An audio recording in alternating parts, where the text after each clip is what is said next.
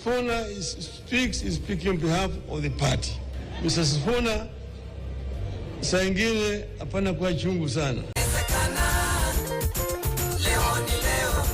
With 18 months to the next general election, Nairobi Senator Edwin Sifuna's Linda Mwananchi movement is steadily gaining political traction, positioning itself as a serious force ahead of August 2027. Mona nijua, mimi ni nani? Mimi ni nani? Appearing on NTV's Fixing the Nation breakfast show, Sifuna faced the question many Kenyans are asking, will he be on the presidential ballot? We have the duty of a lifetime to be able to rescue our country. Don't make this thing about Sifuna, because I spoke to you in the morning when we began this show about critical mass. If it is just you alone at the top here shouting, it is very easy to be knocked off the perch. Sifuna fell short of declaring his candidature, but made it clear the conversation has begun. His message aligns with that of other opposition leaders, including Wiper's Kalonzo Musyoka, DCP's Rigathi Gachagua, and Jubilee's Fred Matiang'i, all pushing the idea of a one-term presidency for William Ruto. The big question now is, will the opposition unite? And can Linda Mwananchi work with other formations under the united opposition to mount a serious challenge against the incumbent? Let nobody think that we think it is an easy thing. No, we are up against a very wily politician. We have to give him his flowers. He knows his stuff. So we must accept that he has certain strengths, and then agree that those strengths that he has does not allow much room for sentiment within the opposition ranks. All of us must be able to agree and say, this is the formula that will take this gentleman home. When you are hunting an animal that is dangerous, you don't all come in from one direction.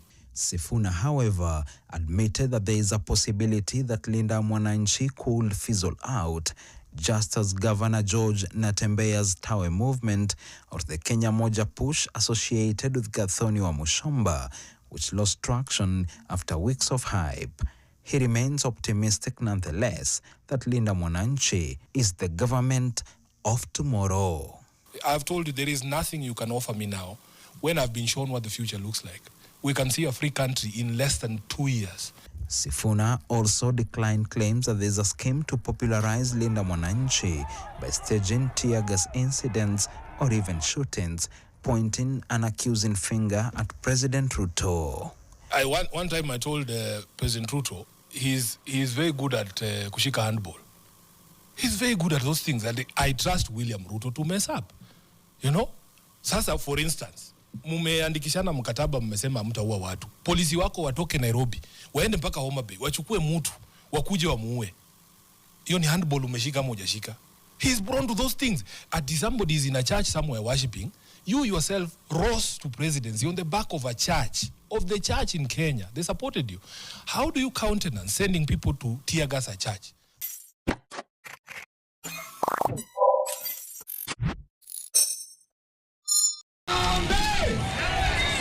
It is day 2 of heightened political activity in the Gusii land, with the opposition coalition turning Nyamira County into a platform to sharply criticize President William Ruto's administration. Tuesday began with a press conference in Nyamira town, where the leaders strongly condemned the violent incidents reported on Monday during their rallies in Kisii County. The more you disrupt our meetings, the more you kill people, the more you beat elected leaders, the more popular the movement becomes. How can you turn against your own people? Because I don't understand. I find it difficult to call these people leaders. How can you turn against your own people? How would you want to kill your own people? Speaking in one accord, they alleged that the attacks were planned by individuals threatened by their political movement. Any officer or person in authority bearing the highest responsibility, I see my learned friend Kembe Gitura agreeing, is the one that will be held accountable even before the ICC. They further issued a stern warning to those they claim planned and financed the violence, stating they are ready to protect their meetings going forward. The leaders went as far as naming several prominent local politicians known to support President William Ruto, accusing them of being behind the chaos. Later, their motorcade proceeded to a series of public rallies across different parts of Nyamira County.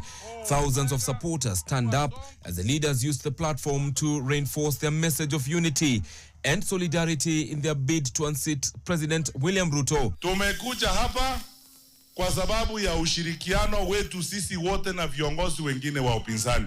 Sisi tumeamua tangu jana mtupe huyu Dr. Fred Matiang'i, tutatembea pamoja, tutaenda bega kwa bega hadi turudishe William Ruto wapi? Tumrudishe wapi? Si yako na familia yake, si afanye mkutano ya familia yake. Familia yetu ikikutana iko makosa, si lazima tukutane tuongee mambo yetu. Safari hii hakutakuwa wizi wa kura Kenya. Ruto ajue ajianze kujiandaa, atoke mapema. Harambee! As they wrapped up their second day in Nyamira, they insisted that their tours will continue not only to other parts of the Nyanza region, but countrywide. Nione mikono watu. Mbona nijua? Mimi ni nani?